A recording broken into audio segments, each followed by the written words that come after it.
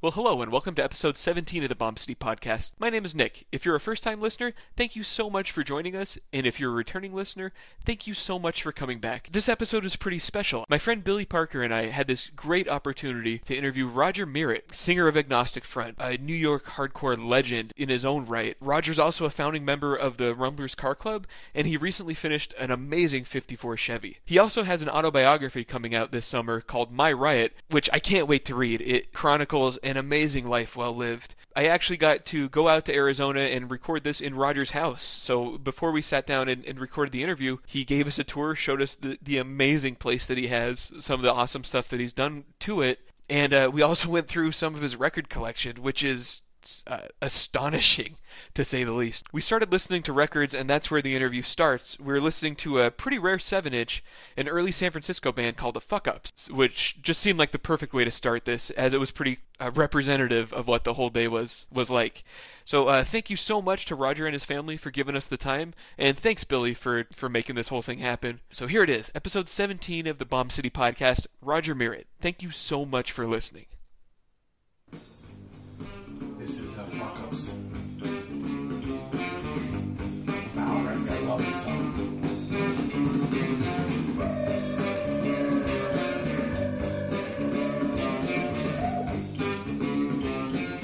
Of course, Fan was on Foul Records too. Early San Francisco scene right there.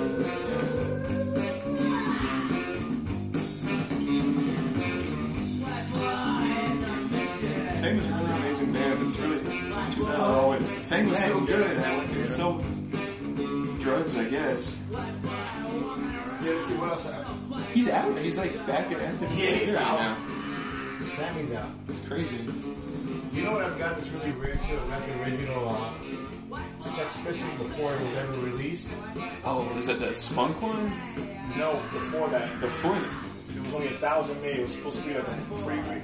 It was it's not the pre-made, but the 1,000 pre-ever. Yeah. A1B1 Matrix. I had that. Wow. Came back. That band was so tight with Matlock. Like, they sounded like an awesome version of the New York Dolls. Yeah, and they did claim Matlock was like too polished, so it didn't like. Well, they were trying to sell something, I guess. Yeah, I think like Malcolm McLaren like kicked him out or something, or like forced them to. I think I have that in here. I've got shit everywhere, bro. This is Deep Control. This is another $600 record. NBC first. Wow. Minor Threat first. Minor Threat second. Third, fourth, fifth.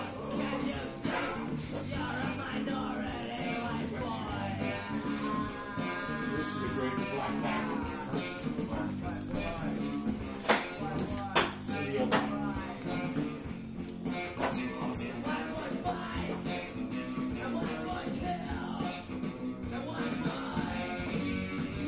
Here it is. Wow. There's only 1,000 of these that remain, nothing in the back. I got it from my friend with a junkie Spencer. I bought it because that pink bag is so cool. I never get it.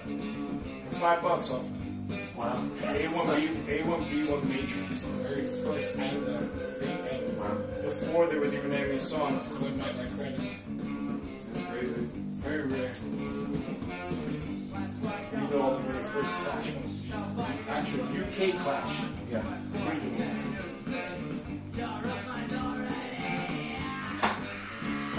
So I grew up listening to classic that stuff before I had the albums, which is like the worst way to get into that band. Yeah. But I didn't realize how different the US and UK releases were. They're like completely different songs. It sounds differently too. Yeah. I have all the US releases in here because that's what I'll play. Yeah. The rarest, and the very first London Calling also was released as a 3-record deal. Yeah, all 3 of them. A 12-inch bonus. I think my favorite Clash record, aside from the first album, is probably Give 'Em Enough Rope. But Oh, that's my favorite record. Yeah. So good. Hands down, it's the best one. I know that like they didn't like it because I believe it was Sandy Pearlman that like produced it, and they didn't like he was. Give Enough Rope is my favorite Yeah. Clash record. Dude, Yeah. Tommy Gun, every time those drums start up, Yeah. like goosebumps. I covered the Disasters, the very first song. What I just was Safe European Home. Yeah. Did you guys do that in San Francisco? Yeah. I think I was there for that. Yeah. It's rad. Was that with the... Were you guys playing with the business that night, or am I thinking of a different tour? Could have been with the business. Yeah. With the business. Yeah, there was like a year where Slim's was like popping in San Francisco. It was so much fun. Right? Whatever happened to that? That was such a good place. Yeah. When I was a kid, they changed the in and out rule, and then we sort of stopped going there. And then there was cool, like... So I was from the East Bay, so we'd take the BART into the city to go to shows. There was like places around the periphery. Still, like the Pound was sort of like... Pound was so much fun. I love that. The stage was like this tall, and you could get like right there. Dude, they used to have some Marblehead Gardens, so many clubs. What was that other one? The early clubs are fucking amazing. Yeah, I guess that...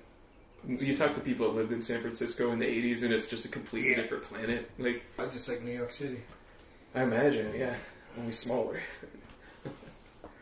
So everything's set up now. I don't know. So the obvious big stuff I want to ask you, I think you've already answered a million times, and it's in the book. The one thing from walking through your house and looking through records and stuff that's just sort of at the edge of everything that I want to ask you is, how do you keep it all? And how do you know what's... Like, well, I forgot to show you the trunks in the garage. Because the Misfits collection had to start from day one, right? Right. And I lost some of it in the fire. I had a fire. It's in the book. And I got some of it later on, too, while it was affordable. Not now. It's crazy. Yeah. But it's... You know what it is? It's just...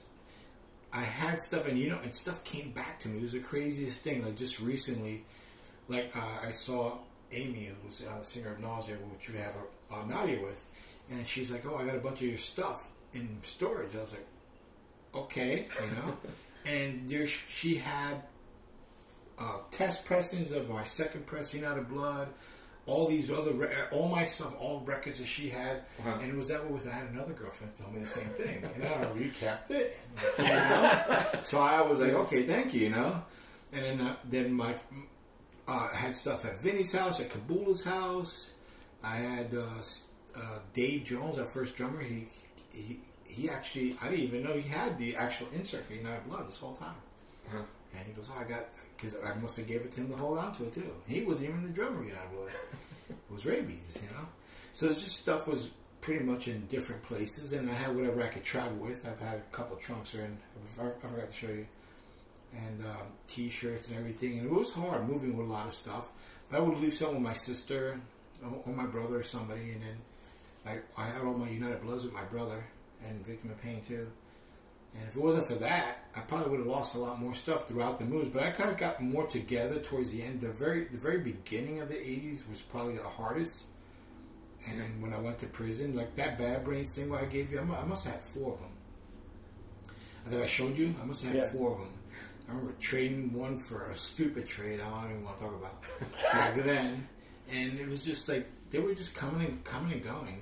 I have records that people gave me, and a lot of this stuff was given to me. All the Revelation stuff, all those guys are all my friends, and all those bands, Gorilla Biscuits, Youth of Today, all those bands, Warzone. So they gave me their records, and I just kept it. Like you saw that Half-Life record. Yeah. .00001, Mike gave it to me. Yeah. I kept it, and he gave me that. I think he must have given me that in '85, whenever it came out. He gave it to me. Wow. And I just kept it. Just kept these records. I love 45s more than LPs, and the majority of my collection, tons of it. I would say, a good 400 of it's just 45s, and the remaining few hundred will be LPs, because it was just always easier to keep the singles for me. The LPs are harder for me to keep. Yeah. The singles were pretty easy. I had them all in little boxes. I could put them everywhere, 45s are the better playing speed anyways for absolutely records, for sure. All these bands that you're talking about are so, like, iconic now, but when you're, I don't know, like, when it's happening, did it seem like it was going to be something special? Did it seem like it was going to last forever? Absolutely not. It was weird. Like I probably said this before. If you would have asked me back in 1983 '84 that Agnostic Front was going to travel the world and all this stuff. I didn't even know there was anything past New York City. Yeah. That's how kind of, not ignorant, that's what I thought. Geographically, New York was just New York City. I didn't even know there was a Buffalo or anything like that, you know? Yeah. Or New York State's huge. I didn't know. But if you would have asked me back then, I would have been like, you're crazy. Like, who? This is just a little local thing. It was a really local scene all over the country. And what's really cool about it when you sit back and you think about it, and even back then, we all kind of knew where each band was from. You could hear demographically, you kind of get where they're from. And each one of them were distinctive.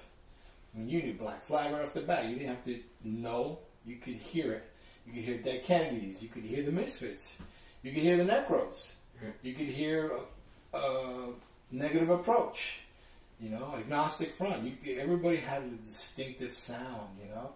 And it was cool, you know. And then eventually, you know, there's so many bands now. It's kind of hard. It's kind of, at the same time, it's hard to be creative nowadays. I mean, one thing that's missing that a lot of bands don't have today. I mean, anybody can mimic a sound or mimic anything. Let's talk about cars. The same thing. You can recreate anything that was Larry Watson style. I mean, look, I did it. Yeah. You know what I mean? I'm just saying. But the difference back then was just being the forefront in front of it. I mean, it was incredible what Larry Watson was doing, or what the Misfits are doing, or what the Dead Kennedys are doing, or Circle Just Black Flag, you know, or all Necros, you know, what we were all doing. We just didn't know, you know. And at the same time, it's just living at that time in those days was so different, especially music-wise. It was very dangerous, and that element of danger is what gave it that sweet little ingredient. That's why these bands sound the way they are, you know. And that we had to live this dangerous life to go to a show. I mean, it wasn't like your mother, like today, the moms and dads drop off your kids and they go back home and it ends at a normal time. No, shows didn't even start till 2 in the morning, 3 in the morning. And if you really want to go to a show, you had to go to a bad neighborhood. So that was an adventure like shit, you know? Yeah. So it was just, that little danger made it so special. And that goes for the whole punk scene. You know, just read the stories about the Sex Pistols or the Clash, you know, where they all started. The 100 Club. I've been in a 100 Club. If you ever haven't, the max you could put in there is maybe 100 people. That was our 8-7. The max we put in there, if we were lucky, was 50 people, you know. I was watching Another State of Mind the other day, and what you were saying about, like, bands having distinctive sounds, and it really kind of hit me that without social media, like nowadays, or the internet, like finding out about a band from another coast seems like incredible. Like how much of it was just like word of mouth when it came to shows and hearing about bands. And well, the majority of it was word of mouth, and it was word of mouth and location being the right place to find out where. Once the pirate radios started coming in, once the underground radio station started picking up the stuff, then you could dial into it. That was our internet. You know, listen to, like, for us, we had Noise the Show, for instance, in New York City, and he'd play all these records, and we're like, oh shit, and then we know, you know, because he would get them all on, and we'd get to hear it. Because you're in the West Coast, and Black Flag's playing all the time.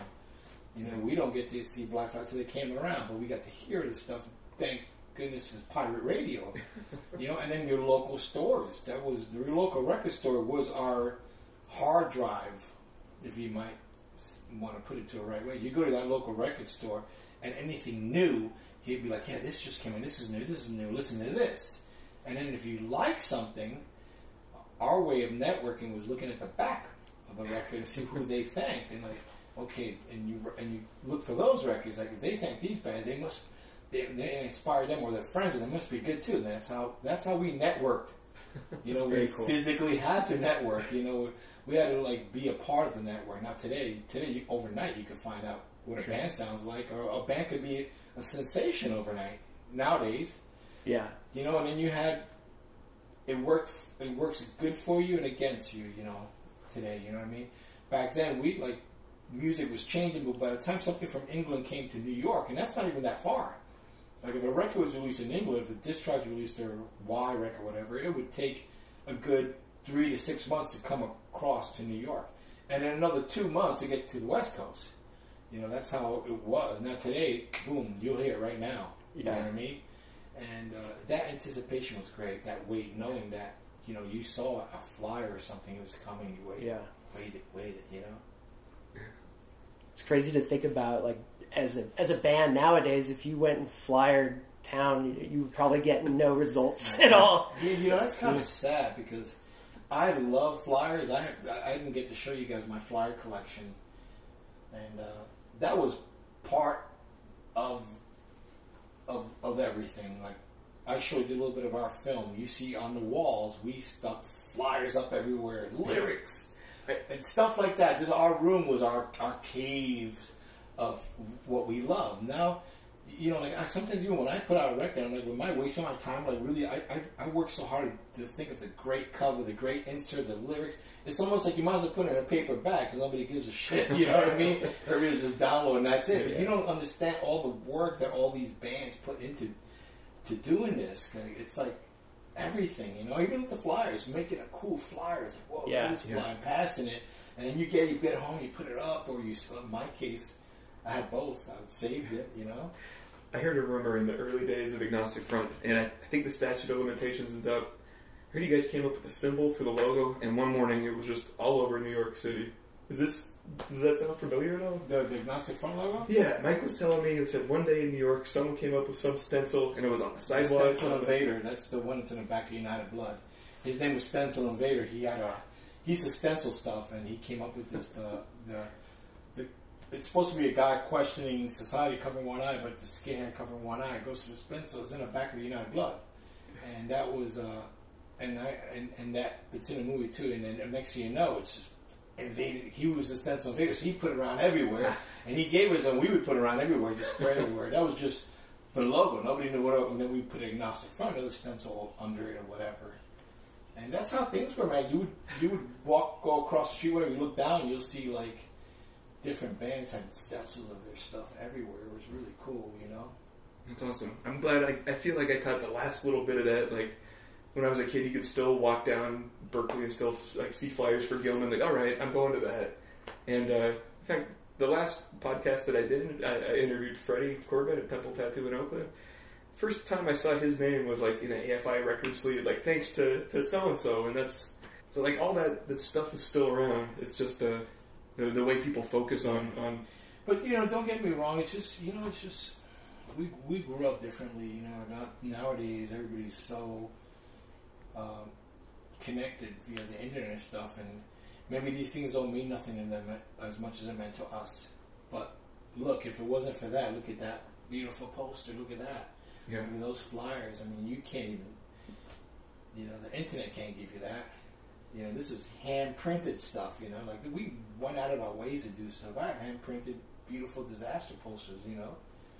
And it takes the personal part out of it, but it's cool that it gives you the music. You know, I'm all for the new bands doing stuff, you know. I'm not going to sit here and tell you how much better the old days were than the new days. I'm glad there are new days.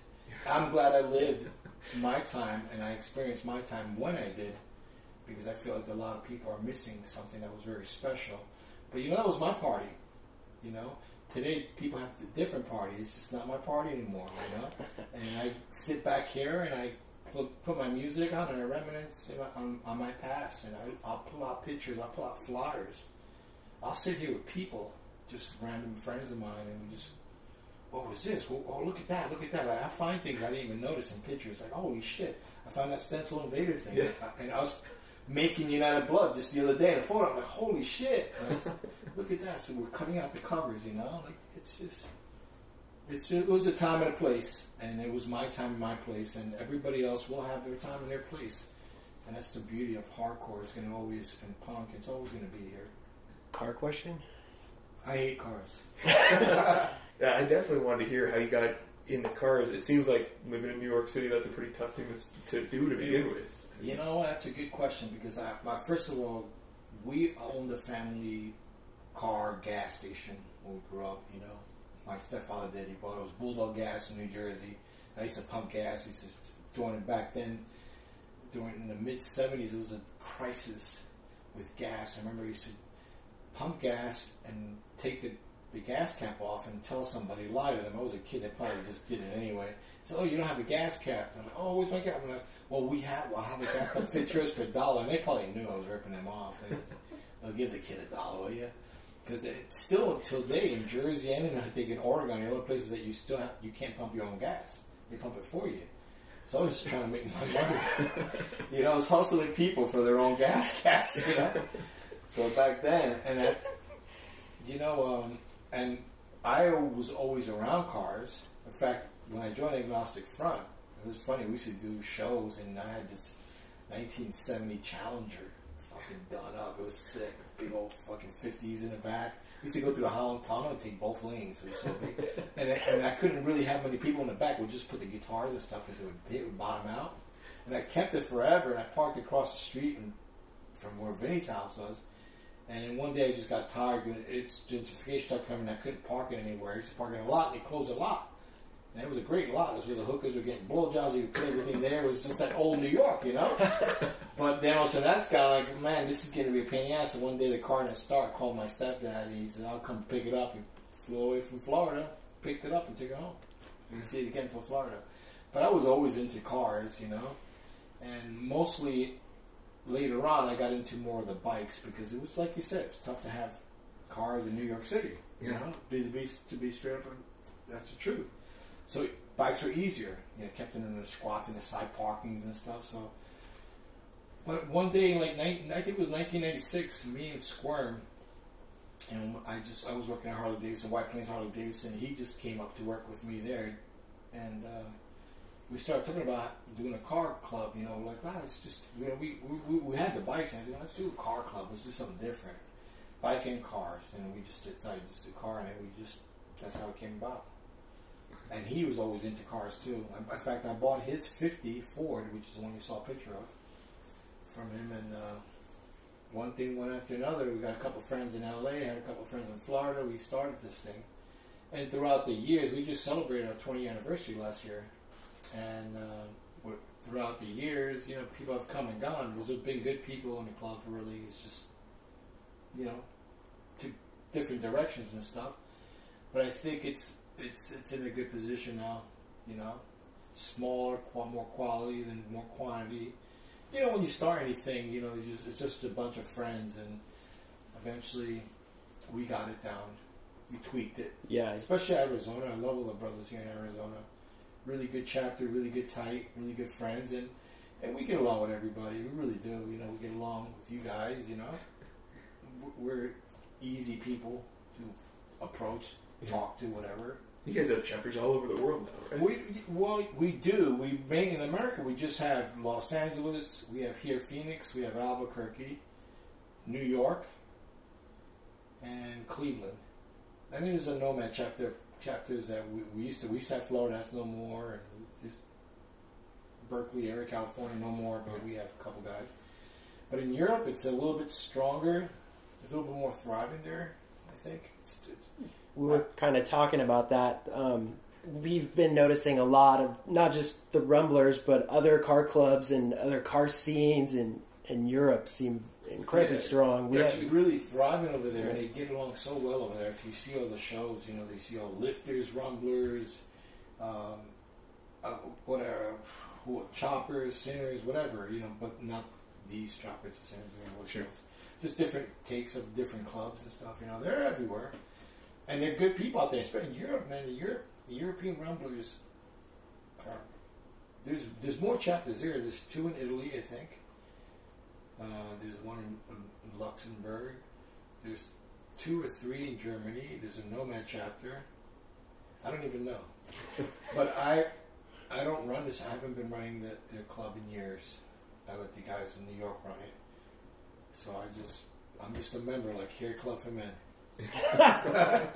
It's easier that way to be a member. Yeah. It really is. Just even here in the chapter here in Phoenix, I'm a nomad, so I'm kind of with them because they're, of course, I attend all the meetings, everything with them, but truly they're a chapter. Do you see big differences, since you have chapters across the country between them, locally? I mean, do you see like a big difference between like Los Angeles and New York City? Like, well, Los Angeles has got its own special thing. They're the only chapter that does a little bit over on the low rider side, you know. uh-huh. And that's exclusive for them. That's what they want to do, which is cool. But some of the brothers all over the world at the same time, they all have lowriders too. That 63 Buick I had is in France. In the French chapter, I almost forgot. He's got that. My 32 is in Italy, Romano, the national president of the Rumblers in Europe. He has my 32 now. So they got lowriders and they got pretty much hot rods, customs, but exclusively there was a LA thing. It's funny, we were talking about how Europe, especially, like, not only just in the car culture, but like the music scene, like they seem like they come out in full force for shows and everything. You know what? Europe is just America. You know what really ruined America? It's called MTV. It really dictated in how people think or what they like. It kind of like, you know, like that going to that record store and all that stuff kind of went away because people would just watch MTV and then that's how whatever they was going, that's what people would go see. But the cool thing about it is that when people would see something, not all the time. I mean, there's a lot of great bands that have had success and they deserve success. Like, for instance, your Rancid, for instance, or Bad Religion. Even go ahead and even Green Day. You know, these are good bands. I don't care what anybody says, and they're sticking to their roots, and they're doing what they love. So you can't. That's kind of what the Clash did. Everybody started calling the Clash something they were sellouts because they signed to CBS. That was huge, you know, and people were giving them shit, but at the same time, they were still sticking to what they believe, what they love. They were still doing and doing what's real, you know. And I respect bands for doing that. But when these kids that don't know anything but that, they'll go out to and all these other bands will take on younger other bands just to introduce them to the real roots and stuff. Mm-hmm. Like you'll see a kid will go to like let's just say a Jockey Murphy show or a Rancid show or Lagwagon or anything like that, and then they'll meet other people and little by little they'll circuit into like what we call the underground, where we kind of, I guess we've been the king of the underground. King Tut's grave over here. But you know what I mean. Yeah. And in Europe, it's not like that. In Europe, everyone from kids to adults go out in full force. They just love music. If it's aggressive, because they don't care. They're not picky. They don't have boundaries. They don't start dealing with these barricades of this vegan and that. You're not straight because you're not vegan, and wait a minute, you're not vegan. You know, like, it's crazy. You know, whatever happened to don't drink, don't smoke, don't fuck. That was one of the 3 rules of straight edge. We just talked about that on the way over. Yeah, it went from 3 rules to who knows how many rules. Now you gotta be careful what you say, or, you know. Yeah. We come from a generation where you know, we just spoke our mind as it is. But just think about this. Imagine if the Sex Pistols were a band today. You think they would have the same impact that they had in 1977? Absolutely not. No. Absolutely. They would be destroyed overnight with the internet. Oh, yeah. Oh, racist, homophobic, everything you can fucking think of. But you know what I mean? Right, totally.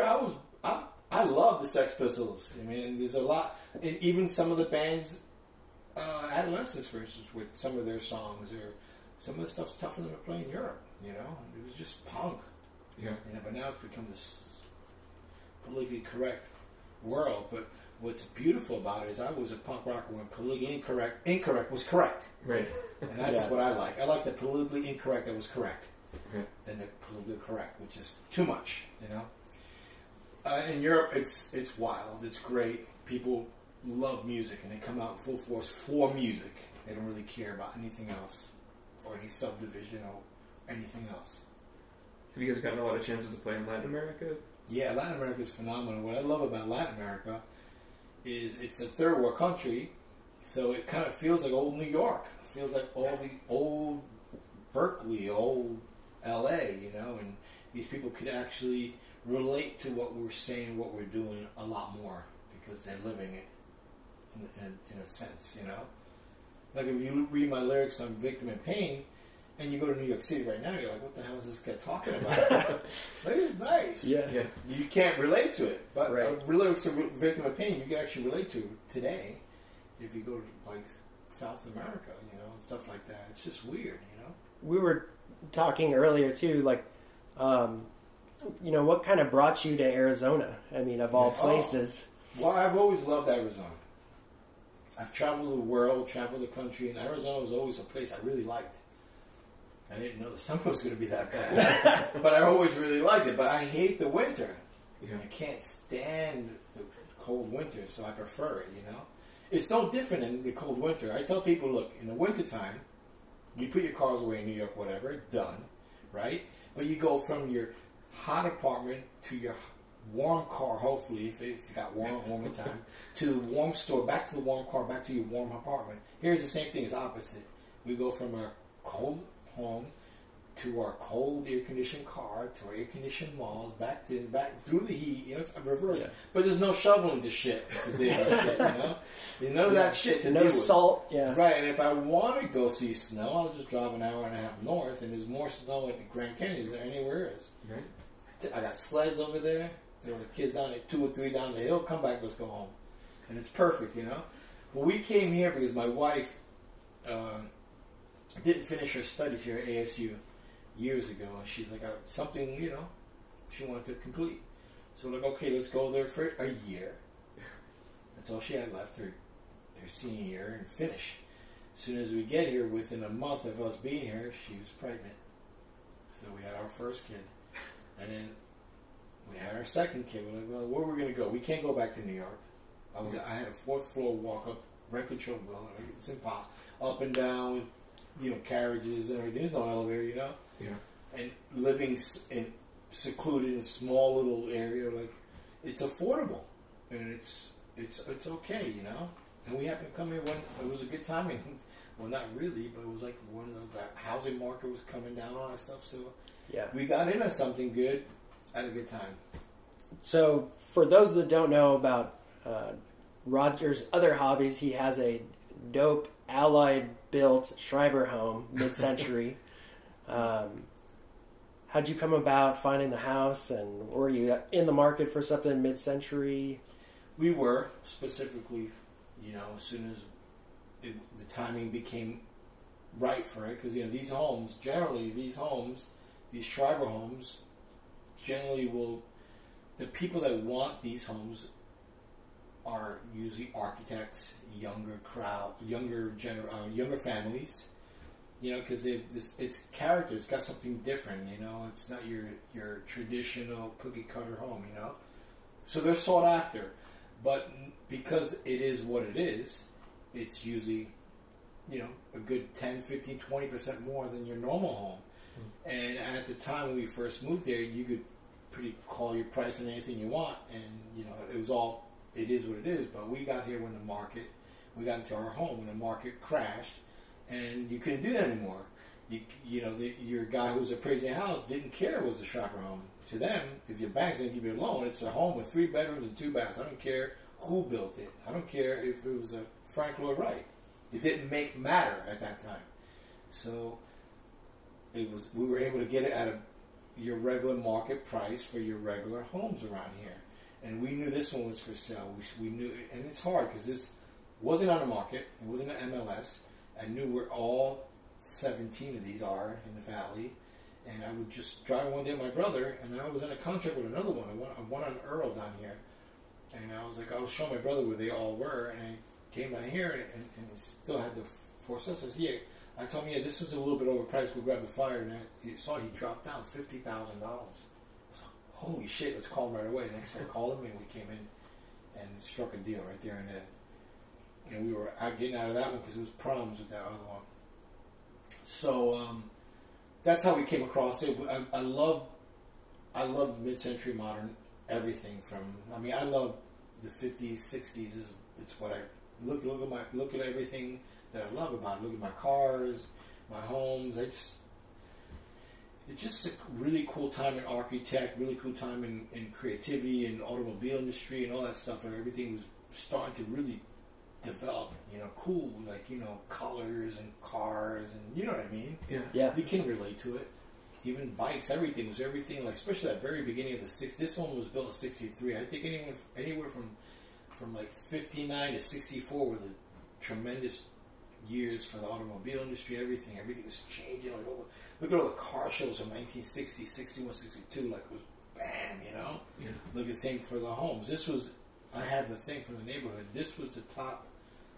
This was 17,100 brand new, and it was the top of the line. It was the hip. They call it the hip home.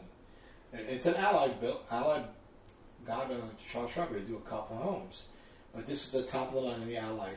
Due to the brochure, it was like, if you want to be hip and move into a hip, this is it. But what was weird about it is Schreiber designed a home, but they kept the Allied kind of interior-wise, which is really weird, Yeah.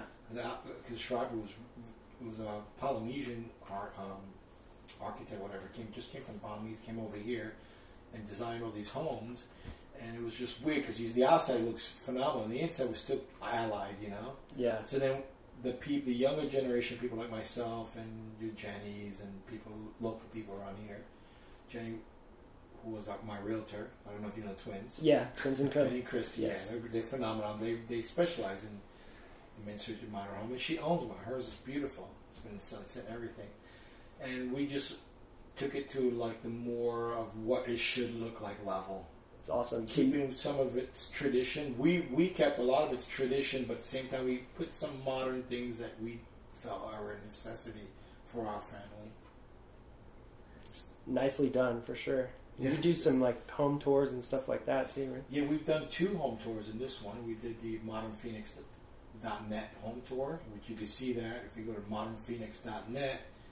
I think it was 2 tours ago. So what year is this? 2017. So it may have been 2015. You can look at the tour. You can see the house.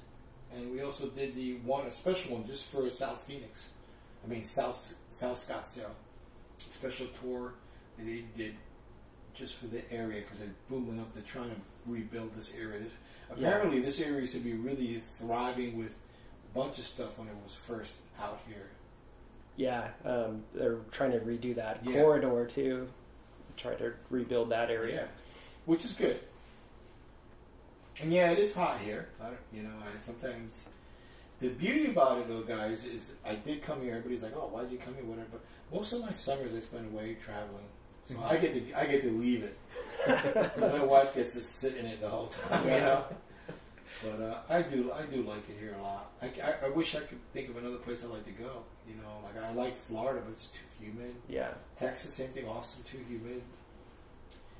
And this is a cool place to play home. Plus, the second thing is we love our home so much. We're like, if we take it off and bring it with us, we'll move Right. Awesome. You guys have done a ton of work on the house. I was actually reading through, I think, one of the websites you listed through, and I read something that was really interesting to me, that when you did the cabinets, you prototyped everything in cardboard to make sure it was going to be exactly... Everything, even the bathrooms. I'd love to hear more about that. I guess my wife hates it. She thinks I'm nuts. I actually laid everything out, even the shower. I would tape it. I would tape exactly where, like, if this is the area, I'd tape with green tape, of course. The size of the shower, this is the sink, and then I would proto-build, like, the sink, this height, whatever, and I'd bend over to make sure I wouldn't touch. Or I get in the bathroom, I have enough room where I'm going to take a shit, and I can shit. I have to shit one corner, your ass is this way or something, Like you got a nice dumping area, and then as you grow into your bowl, because, these things happen, 30, 45, 40, 50 pounds later, you can still take a comfortable shit, So I made sure all that, like our kitchen layout, there was another one too, because we were contemplating and doing an island, and I tried a million ways, and it just didn't fit right. It just felt like, I kept hitting it to fit right. So we scratched it. And I'm glad we did that, because it really helped us, because we would have done just what we wanted to do, and we would have been like, shit, now this freaking island's in our way. Or shit, now look at the way I got to shit sideways. Like, so much. Like, I'm kind of crazy like that. I asked my wife, Like the wall, like I just can't say I'm going to put a door there. I measure everything and I move things. I like there was a kitchen wall. Where the cabinets are, they're perfectly up to a certain. I mean, I'm crazy. I also have ADD and everything else. You notice everything has to be the same line. If you look at my house next time, I'll show you. All the lines all are even. I made all those lights so they're exactly the same height. Because if you buy them normally, first of all, I don't like that plastic. The cable. In there. I made those. I cut all those tubes. I made everything, right? And I shot a laser to make sure they're all perfect. And if you look at all my switches, they're all straight up. Yeah. I'm crazy. They're off clock. Yeah. Wow. And go look. And I challenge you to look anywhere all over the house. My wife thinks that once in a while she'll turn one just to fuck with me. Yeah, every screw in the room on the wall switches are clocked. Yeah, because I'm crazy. I'm an electrician too, so that helped a lot doing all the electrical and everything. Where'd you learn that? Yeah, in jail. Yeah. Yeah. Which is horrible because Use the restroom. right there, because my certificate says Department of Corrections. Mm-hmm. I can't do anything with that. And when I came here, I tried to do an electrical thing to switch it to something I would say, whatever, other than Department of Corrections. How do you go get a job like that? You got a lot of questions to answer, right? But anyway, I had my buddy Mike from the Fat Skins. He has a company, Oxley's Electrical. He takes me out, which is great. Helps me when I'm home. I got a little bit more of an income. You hear that? That's not me. Sorry. So anyway, I'll let the stream go by. This is good background noise for you. Man, you must have been holding that in a long time. Yeah, I was. Jesus. Wow. We're timing this thing here. Actually, yeah. I'm gonna run out of hard drive space. Yeah. Okay, that's all, folks. Good night. Oh, Yeah, ran out of space. So anyway, in New York, I did a lot of. I always did carpentry, and besides electrical, so building walls, all that shit, sheetrock, all this stuff is not normal for me. It's not, There's only things I don't know how to pour concrete. Same thing with the cars. I'm more mechanical part. Yeah. You do more mechanic things. I could do a basic weld, of course, and basic bodywork, but for what I wanted to do with my car with Morphine, I wanted to bring it to my dream car, so I had to get other friends to help me with it, the Rumble guys that with the club, But that was the same thing with the house. Awesome. And speaking of which, with Morphine, with the car too, everything was mocked up the same way too. Yeah, I Mock things think up. it's probably a pretty good place to start talking about the Sure. 54. I guess we talked a little bit about it earlier. You want to tell me how you found the car and what your goals were for it? When I moved here to Arizona, I didn't want to bring two cars. It was just too much. I knew I was going to bring a 32. Mm-hmm. And then I sold my original 54 back home in New York. I pulled all the speed stuff I like out of it because I knew I was going to get another 54. So as soon as I got here, I bought a 54 from a friend of mine here who was with the Sinners Clubs here. And it was at the time it was in Tempe. It was the motor and training had just been done, and they were starting to lower it. So I kind of didn't have a place to put it anyway. I had only one car garage where I was living, and I had my 32. So I'm like, oh, finish it, Mm-hmm. And Empire Customs was doing the lowering, which they did a phenomenal job. I mean, hardwire. I've never seen anything like that. Oh, the lines are just beautiful. They're beautiful, they really are. He did a great job, Jason, and he was a singer too. It's cool. Like I met good people here as soon as I moved here, kind of car related. So it was cool. Like the only thing is it was down in Tucson, which is a pain in the ass. Yeah. Yeah. But anyway, when I got it up here finally, I really only had it up here for like a week or two, really for real. And then Jimmy came around with Mike and a bunch of people, and he had just finished Barney, was done Purple, And then I had taken the door handles off. I was starting to do some of the welding on it, some of the stuff, and then I had my rec. I don't know if it's the correct word. Rectina, is that right? the back of my eye. It Okay. erupted. Oh, okay. Yeah. It erupted, and I went blind in one eye, left eye. And it was like, fuck, you know, and I had to, they were thinking about surgery and all this stuff, and they would keep me in a certain position so the eye cleared up. And I got about 70% of my eyesight back. I wear glasses and stuff. And then I was like, fuck, it was just bad timing. And then Mike happened to come with Jimmy. Like, oh yeah, like, you know, he's like, you know, we hit it off. We were friends anyway. And he's like, yeah, you know, like, let's do it. We'll bring it to the shop. We'll do it over there, whatever. And he was doing something else. I was like, okay, I'm in no hurry right now anyway because I can't do anything. So we made plans. Like 3 or 4 weeks later, he called me, bring it to the shop. Let's just get on it. And it was planned we were going to knock it out in 2 or 3 months, which we did. At that 2 or 3 month mark, we were ready to go.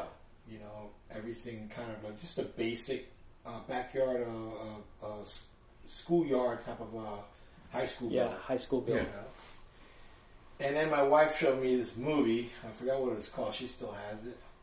About do what you always wanted to do. Something crazy like that. The Secret or something. Yeah, it's called The Secret. Boom. You seen it? I, you know, my parents had it. People have offered it to me to watch it. Don't do it. Yeah. Well, I did. I saw The Secret. It's a nightmare. That's what you call it. The nightmare. So The Secret turned into a nightmare. And we were done. I mean, taped up the whole. I was just going to paint the roof a different color. Done. Everything ready to go. Ready to spray. And I fucking showed up the next day with the rear area for the glass, you know, window area. And I just laid it down. I'm like, I'm chopping this thing right now. I'm like, you sure? Like, yeah, let's do it. Cut it right off the roof. Had my wife come that night, had photos, and we just kept moving it to where we liked it. And then one thing led to another. Because I was like, wow, all right, so now I got the roof where I wanted to, of course. Everything looked great, but man, I really always loved those taillights and, you know, in Dwayne Stark's car. Yeah. That's, to me, it was always incredible. Sure as how it goes to that. And it just one thing led to another, and then as it came together really fast. Mike, did I not mention Mike? I'm sorry. Fu Manchu Mike. Yeah, okay. And he's a genius, an artist. He was a real artist, like your every artist type of guy is super creative, but super weird in a weird way. Yeah. That was Mike. He was really a good person. Honestly, really a good person. I got to know him, I think, better than anybody else has ever got to know him. His mom, his family, you know. And he's a gentleman. Was a sweet person. A really good heart, big heart, but he had his demons, you know. Yeah. We all have some sort of demons in us, and his were thriving at the time, you know. And we did all this really fast, and it looked great, but if you saw the build, as it kept going and going and going, he kept geeking out on stuff, you know. I'm sure there's other parts of reason why things were geeking out, which I don't talk about, but anyway. And it was fucking right. He was right. There was that one time where we did the whole taillights. It was all done. And I happened to be doing a little tour, and I stopped in, surprisingly, just stopped in. The fucking thing, the right-hand side, driver's side's cut out. Like, what the fuck? We just finished this thing, huh? And he was right. I hate to say, he was right. Every little part, everything, even like, it was done kind of like Dwayne Stark's, Moonglow. Yeah, but then he figured out all this stuff that was wrong with it. That nobody else in the world would ever figure out was wrong. It's a beautiful car. Oh, yeah. And he was right. He raised the quarter about 1.5 inches. He dropped the pan bottom up where the bumper is and all that. About another 1.5 inches. He just geeked out on all this really crazy shit. Even the back curve, the curvature I was telling you about, the trunk. Yeah, the catwalk. The catwalk, everything. Just geeked out on this stuff that I would have never, no one ever would have ever geeked out. And probably tons of 54 bills out there. Yeah. Would geek out. He did. And he was right. And then unfortunately, he ran into some troubled times. He had to go to prison. Yeah. Everybody that helped me on that car was every one of the Rumblers here, including Mike. Mike, like I say, he was a prospect. He was actually a member. He became a Rumblers. And it was pretty much like a cool Rumblers build. Everybody had their hands and helped me out. Jimmy, Eric, who did the body and paint and really final assembly with me, everything. You know, if it wasn't for Eric, we would have never finished. He prospected on that car from the very beginning. You know, we were there and just fucking going crazy, like 4 or 5 of us at a time in it, you know. And it got to where it got, and when he came out, he was in a good state of mind, but things changed again, and unfortunately, I had to take the bill that it was really something that was special for him, myself, both of us, and I had to move it. I really had to go elsewhere with it. I was kind of put up against a wall. I had no choice, right? To be honest with you. And a lot of people, what's cool about it, in Arizona, built car totally fully built by Arizona people, you know, and mostly club guys, which is really cool. And all the people that are in different clubs saw a lot of the build and saw a lot of it happening in person, not just on your threads on Los Boulevardos or on the Ham. Right. And it was cool, but then the thing, it got really weird where a lot of people started putting their distance away from a lot of things, and including myself. And unfortunately, Mike passed away, as everybody knows this. Yeah. Right. And, you know, a long time ago. And one thing that bothered me is I saw a lot of people that we were really good tight with, and they pulled away for whatever reason. I don't blame them. Shit got really crazy. Yeah. And, you know, poor guy dies, and now everybody's like, you know? Yeah. When he needed the support, he didn't have it. There were times where I was out looking for him, because like I said, I was good friends with his mom, and I would find him in the weirdest places. Yeah. And just leave him alone, let him calm down, because he was out there, you know? But there was nobody else searching, just maybe 2 or 3 of us. And it's kind of hard to take in and think about, you know, and then when the person's gone, everybody else is, where were you during these hard times, you know? Yeah. But they had their reasons. There was reasons why people kept their distance, and I see it. So, in the long run, it's good that, you know, the car has been completed. Yeah. In the long run. I went through hell. Yeah. It was a 7-year, and possibly it was an easy 7-year build. Yeah. And a lot of it had to do with the fact that I will not allow anyone to just build a car for me. That's not me. Yeah. I have to be hands-on. Even my daughter was part of it. And a lot of the thing had to do with the car was on hold till I got back. And boom, all in it. Hard till I got back, boom, all in it. And just me. I can't sit back and wait and watch. I had to be in it too, you know? Yeah, it was amazing to see it, you know, completed, because usually when a project drags on for that long, those cars disappear. Oh, yeah. And Yeah. they're Well, never for finished. a while, it disappeared for a while. Yeah. Purposely. You know, I just wanted to be disappeared for a while. Plus the fact that I was touring a lot. And like I say, yeah, I'm not, it's pushed in a corner. It was pushed out of Eric's shop when he was in another place in the corner until I came back. When I came back, we pulled it in, we did shit. I leave, we pull it out, he did shit. You know, it's his business. And that's same everywhere we had it. Pulled in, pull out, pulled in, pull out. Something's happened, pull out, till I was home. And that's the way it had to be. But then I left things away for a while, because I wanted the next time the people to see it was, bam, painted. But from that point to that point, it took another 3 years. Yeah, did you you were probably very involved, I'm assuming, with the paint and even with the schemes. Paint. The paint was a good story. I should tell the story because I went from, originally I wanted the car to be painted pink. Yeah. Pink's always been my favorite color. Don't tell nobody. You saw that pink Ignition. That pink Ignition is my favorite of all my, everything Misfit Sammy and I own, the pink Ignition is my favorite. And I secretly always loved pink. You know, and I wanted to do pink, but we couldn't get the right pink. We thought we had the right pink once with Eric, and it looked great, and then from an angle, it looked like a burnt hot dog. Holy shit, my whole car looked like a burnt hot dog, you know? And we went as far as priming it, and you've seen it in the film, primed in like a pink, because that's the route where we're going to go. And then Eric has this really great thing for blue, and he says, I got this really cool blue I mixed up, let me show you. So he showed me, I was like, wow, that's nice, let's do it. And then I talked Eric into going out of his comfort zone.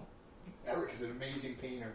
He's an amazing body guy. I mean, he took, you know, what me and Mike did to a completely different level. He had to redo a lot of things and do things. Man, that car is perfect, you know, straight as an arrow. And I'm thankful to Eric. Eric Rowland, by the way. He's also a club brother who prospected on my car from the very, very beginning. And without him, it would have never been finished. You know?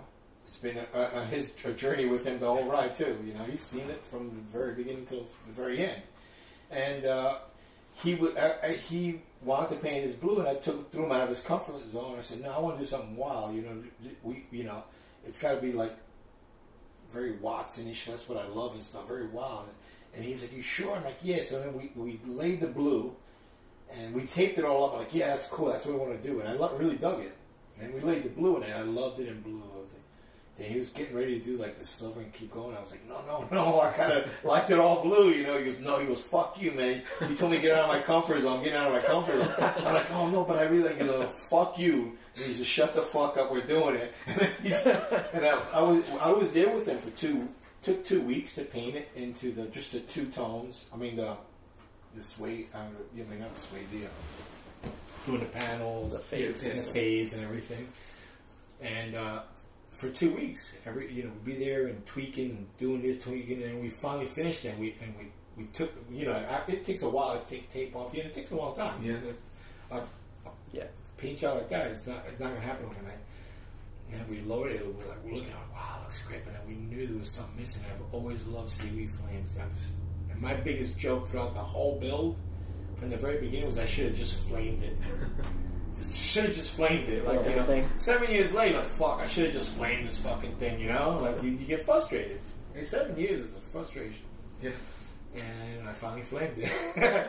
But I had nothing to do with the flames, I'll tell you that much. I went as much as with Eric, with the initial, just the fades and all that stuff. We knew that I wanted to do the flames, but I had to go on tour. Yeah. So here I am again, about to go on tour. He said, oh, when we get back, I'm like, no, I can't wait anymore. It looks so good. It looked really good. I'm like, just fucking do it, man. Just do it. He was, you sure? Because he didn't want to do anything without me. You know, any real good painter and doing stuff like that, you want to be... I'm like, Eric, I trust you enough. Just do it. And I was on tour. He kept sending me pictures. I was like, yeah. No, I don't like that. Do you like this one? I don't like that. You know? Thank God we have the internet. Right. And I'm like sitting up and I'm looking at my phone. And I like that. And just said, do it. You know, they had the purple I wanted, a little bit of purple pink in it. Let's do it. The dash was painted completely different because what we did was we painted the dash first and then we painted the car and then the dash didn't make work with the car, so we had to redo the dash again. A lot of little things like that. But it was a necessity to get to where we got to. But that was interesting. It was I've never seen I was never involved with any type of paint of a car like that to that extreme. And it was really stressful. Yeah. Because I really did like that blue. But I'm glad we did it, you know? Yeah. Yeah, you knocked it out of the park. Yeah, sure. I think so. Well, Eric knocked it out of the park. My biggest joke is that I always tell everybody he mixed the paint for me.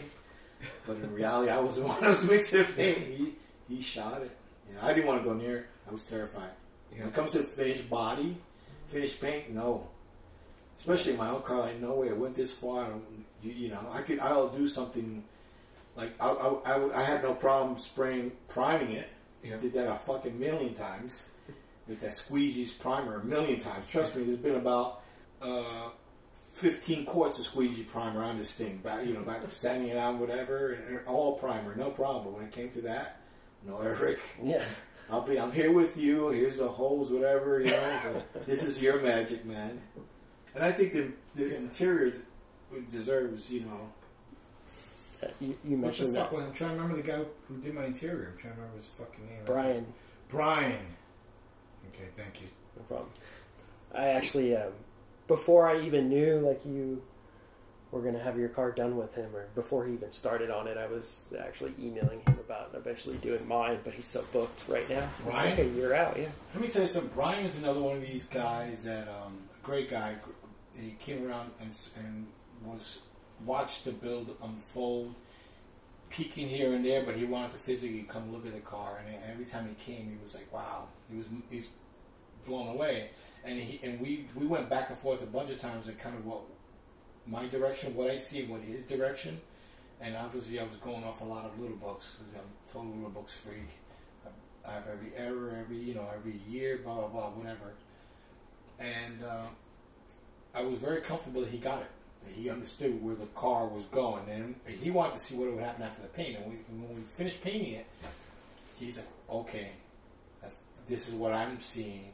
And he came up with a design, which was great. Of course, we loved it. He came up with like 3 designs. And it's hard to pick. Again, painting your car is probably the hardest thing you could ever do. I don't think of anything harder than that. And then now the interior. Just when I thought it was over, okay, God, I'm glad that's done. Comes the interior. You could fuck up a car easily with that too. I've seen some great looking cars that are all fucked up. A lot of newer weird shit in it. You know what I mean? Steering wheels. Yeah, just shit that don't work. Center console. Yeah, it's just shit that don't line up or don't work. So bam, here I am in the same situation. Like fuck. And then we were calling this. We had different plans from the beginning. As it's going, like I said, we had to redo the dash differently, and as it's moving, like everything changed. Even what we had decided we were gonna do white interior. Yeah. Yeah. But then we realized there was so much going on, like it'd be too much. Add another color to all the difference, and then even the rug was going to be different. Everything was going to be different. We went to the day we bought the car, and we had already picked. Like we even had to pick the fabric, and we're like, it's not working. I went with my wife. My wife has always been like I trust her so much in design. As you see my house, she designed my house, and I had to bring her with me. Same with the paint. I had to show her everything, and she's like, "Yeah, it looks good." She's got an eye for that. Not that Eric doesn't or that Brian doesn't, but I brought her with me, and we picked up the 3 parts that worked. And Brian did his thing, and Brian was another one of those guys that I was a little nervous. I shouldn't have been because he's great, but here's something he has really never done. Something more little books. He does a lot of high end nice stuff. Yeah. And he kept me in surprise the whole time. And then, boom, I'm like, holy shit. He kept knocking me out again, like, just everything. And it was amazing. Yeah. Even the knobs, where the came from that knob guy, the little knobs and stuff. Nick, what's his name? It's Nick something. Yeah, that happened twice. I bought a set off him, and I thought it was the right blue. It came, it was wrong. So then, after I painted the car, I took all the samples and I sent it to him, and he came back with, "This is the closest I got," and look, hit it out of the park again. Yeah, that's great. All those little touches in the interior are so cool. Yeah. Like there's little panels inside of the door jambs. The door jambs, everything, and that was another thing. Like we did all that. Those door jam panels matched. There used to be panels on the dash too, and it just didn't work with the outside, but it kind of worked on the door jam. So we got to save some of those. Yeah, very cool. Such a neat touch. I had another question. I wasn't sure the right way to work it in. You ended up working with India Larry for a minute, right? Yeah. How'd you meet him? Oh, I worked with SD Cycles, and then I worked with Steg, and I worked with Don separately. Steg was Cycles, and Don was English Don's. English Don was here for a while. He died here. He was here for a while. He was at our first Rumble show. He showed up.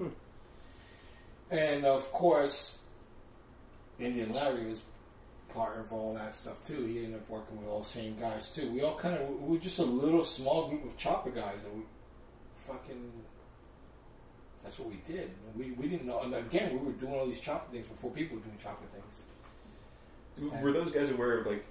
Yeah, they knew my band, of course. Yeah. They come to all my shows. That's how cool. we know each other. In fact, there's a weird film, Matthew Barney film. I don't know who you know who Matthew Barney is. I don't. He's like a famous artist, and he was married to Bjork, not anymore. And his favorite band is Agnostic Front as he control. He did this weird the Guggenheim Museum. It's really artsy, and they smash a car. And the interior of that car, I took for all the pieces for my third. Wow. Yeah. And they smash a car. And it's like 3 hours of a car getting smashed and nothing. Huh. And us doing this Masonic weird shit. It's really weird. Bizarre. That's rad. Super bizarre. Like you'd have to like. Anyway, Andy and Larry loved Matthew Barney. I was like, really? He goes, I love Matthew Barney. He actually, and it looks like a computer may have done it. He wrapped the Chrysler building. Physically wrapped it. Like he does weird stuff. Like he'll sell this film for $3 million just one. Stuff like that. He's famous. Look him up. Yeah. And before Larry died, I did get Matthew Barney to go see Indian Larry, he was just amazed. I'm like, wow, how can you really amazed by this? He was, and then when in Indian Larry's coffee book, they got Matthew Barney to do the intro to it, which is really cool. It was like his dream to meet Matthew Barney. Wow. But it was just bizarre for me to even think that. But that's how these artists think in these real crazy creative ways. And Larry was another one like Mike. Yeah. Really out there. Great guy. His wife band was another great. I have Indian Larry's T-shirt. That right off his back. Wow. I'm gonna hang it up on my thing. Like one of the last shirts he wore. His wife gave it to me. Bambi says, "I want you to have this." It's still his DNA. I never washed. Yeah. We were all really good friends, and that's how we clicked. You know, we were doing the New York Chopper thing before it became everything. Yeah, it's kind of funny. We were talking about how so many musicians, it seems like bass players in particular, both Billy and I play bass, and you play bass. Yeah, I played too, bass. right? Originally, I played bass in almost every band. So many people from music also get into cars. Like, is Alex Mackay's into motorcycles now? Mm-hmm. Like, so many people circled back into it, or so it seems to me. Were you guys talking cars back in the 80s? I'm sure we were. You know, I just recently saw what's the name from the Dam in London. I was living in London. I lived in London before I lived here. Dave. Isn't that Dave? He was also into bikes, too. Yeah? Remember when that movie, the Choppers movie came out from California? That thing on the bikes? And they did a presentation in London. He was there, too. But there's a lot. It's really weird. We were all somehow connected. I guess it just, to me, the bike thing, especially more than the car thing, because I've always, when I was a kid, I remember working at a gas station and seeing a pack of, back then, it was a gang only from New Jersey. Not pagans. A motorcycle gang, big one. I remember later, I'm drawing a blank, but I've always loved that outlaw lifestyle. And see him on the road, I'm freaking out watching all these dirty bikers. And back then, in the late 60s, early 70s, these guys were like wild, you know, riding with swastikas on their helmets and crazy shit. But you knew there was something wrong with it, but I liked it. Yeah. I was attracted to that outcast, outlaw lifestyle, you know? And that's why I always like bikes. And the same thing with the cars. I kind of like that outcast thing, you know? And just being the different guy out there. Yeah. You know, that's what Watson brought to the scene, the colors and stuff. Like how your automobile, all of a sudden, it's the same one. All of a sudden, boom, look at this. You know? And all the custom guys out there. There's too many to know to mention, you know? Yeah. All that, you know, I love all that, just being different. Even with my home, I just like to be the different guy on the block. I definitely want to hear about the book that's coming out. Oh, the book. That took a long time making. I started that in 1998. Wow. That was a long journey, too, because I lost it twice during the 9/11 attacks. The first time during the 9/11 attacks. Because what I did back then is, I still have the hard drives, these little things, slop disk. Oh, okay. Yeah. And I had the basics of that. And I had it all on my laptop and in my regular computer, and I would back up my laptop or computer. And of course, 9/11 happens. What do? You want to find out information. You start going everything. Next thing you know, it got corrupted. Oh, wow. And because I had it backed up on that, I had them connected, I lost both hard drives. Oh, wow. I lost my book the first time. Jeez. Devastating, but I still had these sloppy disks. Yeah. When I started, so the second time I trained my computer, I'm like, I'm not going to go through this shit again. I trained my laptop. It was a thing called Naturally Speaking Dragon. Are you familiar with it? No. It was a program back then, and you train your computer to your voice. I remember hearing about that. Yeah. So it took like a month and a half for the fucking computer to figure out because I would say something, it would type whatever the fuck I wanted. Yeah. After a month and a half of training this stupid computer to hear my voice, the same shit happened. Something with the corruption. That's when I gave up on PCs. I went to Macs. Yeah. It's like, I'm done. So then I move over here and figure I'm going to finish my book. I start having kids. But I had a lot of it already printed out. I started printing stuff too. Then I started saving and printing stuff. So when we started doing the film about 3 years ago, before that, there was a guy, his name was John Widerhorn. He's a great writer. He did Scott Ian's book, and he did Al Ferguson from Misery's book. Yeah, he writes for Rolling Stone, right? Yeah, he writes for a bunch of different comedies. He did his metal book too. That's great. And he said, "Let me see what you got, Roger." He goes, "I want to see what you got." I sent him everything I got. He goes, "Wow, this is fascinating. This is great." But it was a little bit all over the place because it was a little bit messed up. Mm-hmm. He was like, "Let me help you finish this." I'm like, I want to do it myself. Yeah, story of my life. So he goes, "Okay, I understand." 2 years go by, he hits me up again. He goes, "Hey, I'm just checking in. Did you ever finish that book? What's going on?" I'm like, "You know what, John? My life is crazy. I think I'm good. I need help. I'm never going to finish this book." Sure as hell, he goes, "Send me everything again." He had everything. And then it was all over the place. And he helped put it in a storytell, like in a way. And then we did a couple of interviews, like 4 or 5 deep, long interviews, and we started adding content. Then he would send it back, and I would redo stuff or whatever, back and forth. We collaborated very well, and we finished it. Finally, he helped me out, And it's a book. It's an interesting book. It's like 4 parts of the book. The beginning, of course, Agnostic Front's part of it is, and it was me as an immigrant coming to America, seeing it from an immigrant side, going into Agnostic Front, then my prison era, and then kind of coming out of it, and it's the first 3 albums of Agnostic Front are intense until I got to prison, and then I got out, then I had to rush through the rest of the 10 albums towards the end. So it's almost like 2 books in one, but it's pretty intense. There's a lot of stuff, a lot of cool stuff. I think people would be interested to hear. It's funny you mentioned Another State of Mind is a little part in there where Mike Ness was in Another State of Mind. Yeah, I heard a little bit about that story. That story is kind of in there. Yeah. But I'm not the first one to tell you that story. That story was in that book that came out, American Hardcore. Oh yeah. I think Jimmy told me about it. The Stern Brothers, Youth Brigade, they told the story in the American Hardcore. And I just went and told the story what it was too. But it was just, back then we were young, dumb, and punk, and, we all had our turfs to defend, and my story is about some of the stupid things I did. I could have made better decisions, and where I ended up and how where I am today. And why I told my story is pretty much, honestly, is for my children and their children and their generations, Because my kids don't have what I had. Yeah. Look, this is how they're growing up. They would never understand what I want, my struggles. So I kind of put a lot of stuff out there. It talks about violence, talks about drugs, drug abuse, talks about, our first tour. I have a diary. I kept a diary of Agnostic Front's first tour. Wow. So there's some pages of that in there, which is really cool. And just a lot of stuff. I don't think there's very much mention of the cars, of the Rumbler stuff.